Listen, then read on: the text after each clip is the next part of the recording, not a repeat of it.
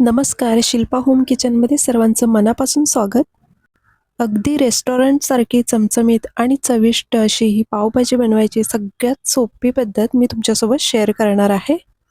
पावभाजी म्हटलं की लहानांपासून मोठ्यांपर्यंत सगळ्यांच्याच आवडीची किंवा घरी एखादी छोटी-मोठी पार्टी असेल तर हा मेनू आपला पहिल्या नंबरवरती असतो. तर चला तर मग अगदी सोप्या पद्धतीने आपण ही आज पावभाजी बनवणार आहे. तर त्यासाठी मी काही इथे भाज्या घेतलेल्या आहेत. तर मी 1 वाटी ओला मटार, 1 वाटी गाजर, 1 वाटी चिरलेला बटाटा, 1 वाटी फ्लॉवर, अर्धी वाटी शिमला मिरची आणि 3 ते 4 तुकडे बीट घेतलेला आहे. बीट वापरल्यामुळे आपल्या भाजीला अगदी डार्क रेड कलर असा येतो. तर बीट नक्की वापरा, पण जास्त प्रमाण पण नको. 3 ते 4 तुकडे पुरेसे आहेत. आता या सर्व भाज्या मी कुकरमध्ये शिजवून घेणार आहे. तर या सगळ्या भाज्या मी कुकरमध्ये काढून घेते. कुकरमध्ये 3 ते 4 शिट्ट्यांमध्ये अगदी छान भाज्या शिजल्या जातात. तुम्ही पातेल्यात शिजवणार असाल तर तसंही शिजवू शकता. पण आज आपण अगदी कमीत कमी वेळेमध्ये ही भाजी बनवून तयार करणार आहोत. तर त्यासाठी आपण कुकरचा वापर केलाय. 3 ते 4 शिट्ट्यांमध्ये या भाज्या छान अशा शिजून होतात. तर आता गॅसवरती एक कढई घेतली. त्यामध्ये साधारण 3 ते 4 चमचे तेल घेतले. त्याचबरोबर साधारण 2 चमचे बटर घेतले. तेल आणि बटर दोन्ही एकत्र घेतलं तरी चालेल किंवा तुम्ही नुसतं बटर वापरणार असाल तरीसुद्धा चालेल. पण बटर थोडा तरी वापरा फोडणीसाठी. त्यामुळे भाजीची टेस्ट खूप छान येते. आता यामध्ये साधारण 2 चमचे मी आलं लसूण पेस्ट टाकली आणि ही आलं लसूण पेस्ट तेलावरती छान अशी परतून घ्यायची. गॅस अगदी कमी ठेवायचा. कमी गॅसवरती ही आलं आणि लसूण अगदी गुलाबी होईपर्यंत परतून घेतलेली आहे. आता यामध्ये अगदी बारीक चिरून घेतलेला कांदा, जवळपास एक मध्यम आकाराचा मी कांदा बारीक चिरून घेतला होता किंवा तुमच्याकडे चॉपर असेल तर त्यामध्ये चॉप करून घ्या. अगदी बारीक असं चॉप करून घेतलेला कांदा आपण यामध्ये टाकतोय. तर हा कांदासुद्धा तेलावरती छान गुलाबी होईपर्यंत परतून घ्यायचा. तर आता हे झालेलं आहे.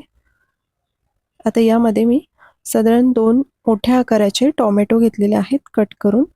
ते सुद्धा अगदी बारीक चिरलेले आहेत आणि भाजीमध्ये टोमॅटो वापरताना ते अगदी लाल रंगाचे छान असे पिकलेले टोमॅटो वापरायचे. त्यामुळे भाजीला छान कलर येतो. आता इथे मी साधारण 3 टेबलस्पून पावभाजी मसाला घेतलेला आहे. तुम्ही कोणताही पावभाजी मसाला वापरू शकता. तर त्यानंतर मी 2 छोटे चमचे काश्मीरी लाल मिरची पावडर वापरलेली आहे. यामुळे भाजीला कलर खूप सुंदर येतो. त्यानंतर अगदी पाव चमचा इतकी हळद वापरलेली आहे. हळदीचा वापर खूप कमी करायचा. तर पाव चमचा इतकी फक्त वापरलेली आहे. आता हे सगळे मसाले तेलावरती छान परतून घ्यायचे. 2 ते 3 मिनिटं तेल सेपरेट होईपर्यंत आपल्याला हे मसाले छान तेलावरती परतून घ्यायचे आहेत. आता हे परतून झालेले आहेत. यावरती मी झाकण देऊन साधारण 2 ते 3 मिनिटं वाफवून घेणार आहे. त्यामुळे टोमॅटो जे आहे ते छान शिजलं जाईल. आता कुकरसुद्धा थंड झालेला आहे. आता या भाज्या आपण कुकरमध्येच मी आता या स्मॅश करून घेते. तर पोटॅटो स्मॅशर घेतलेला आहे. यामुळे भाज्या अगदी व्यवस्थित अशा स्मॅश होतात. तर हे बघू शकता झालेलं आहे. साधारण 4 ते 5 मिनिटं झालेले आहेत आणि टोमॅटोसुद्धा खूप मस्त शिजलेला आहे. तेल अगदी सेपरेट झालेलं आहे. आता यामध्ये आपण भाज्या ॲड करू. ज्या आपण स्मॅश करून घेतल्यात त्या भाज्या आता आपण ॲड करूया.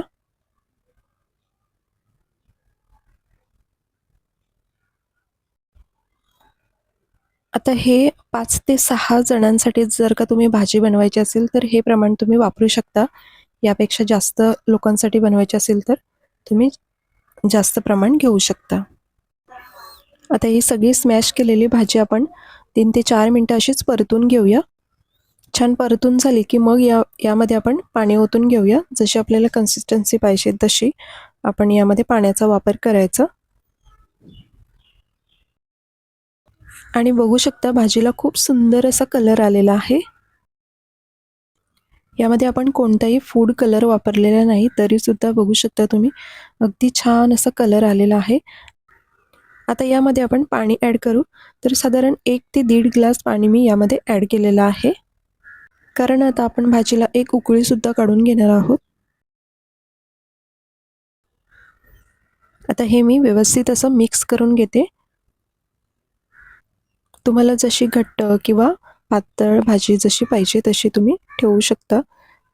तर मी थोडीशी पातळसर अशी भाजी ठेवलेली आहे, कारण शिजल्यानंतर किंवा थंड झाल्यानंतर ते अजून घट्ट होते. तर आता चवीपुरतं मीठ टाकून घेऊया आणि परत एक उकळी काढून घेऊया. त्याचबरोबर मी कोथिंबीरसुद्धा वरून टाकलेली आहे. या भाज्या कुकरमध्ये शिजवताना सुद्धा आपण मिठाचा वापर केला होता, तर आता थोडं मिठाचा वापर कमी करायचा किंवा तुम्ही चेक करून नंतर मग मीठ टाकू शकता. आता हे असं साधारण 4 ते 5 मिनिटं आपण शिजवून घेऊया. आणि भाजीला छान उकळी आलेली आहे. भाजी आपली तयार झालेली आहे. आता आपण प्लेटमध्ये काढून घेऊया. तर मस्त गरमागरम रेस्टॉरंट स्टाईल आपली ही पावभाजी तयार आहे. तुम्ही सुद्धा या पद्धतीने पावभाजी नक्की बनवून बघा. खूप छान होते. अगदी रेस्टॉरंटसारखी टेस्टी पावभाजी आपली तयार झालेली आहे. तर आजची रेसिपी तुम्हाला कशी वाटली हे कमेंट्समध्ये नक्की सांगा आणि व्हिडिओ आवडली तर व्हिडिओला लाईक नक्की करा. चॅनलला अजून सबस्क्राईब केलं नसेल तर लगेचच चॅनलला सबस्क्राईब करा अशा छान छान रेसिपी पाहण्यासाठी. मस्त गरम गरम पावभाजी, त्यामध्ये थोडंसं बटर टाकून घ्यायचं, बारीक चिरलेला कांदा, कोथिंबीर आणि बरोबरच बटरवरती शेकवलेले पाव. दिसायला इतकी सुंदर दिसते ही प्लेट, तितकीच चविष्ट सुद्धा आहे. तुम्ही सुद्धा नक्की ट्राय करून बघा. व्हिडिओ शेवटपर्यंत पाहिल्याबद्दल खूप खूप धन्यवाद. पुन्हा भेटू अशाच एका नवीन रेसिपीसोबत. थँक्यू.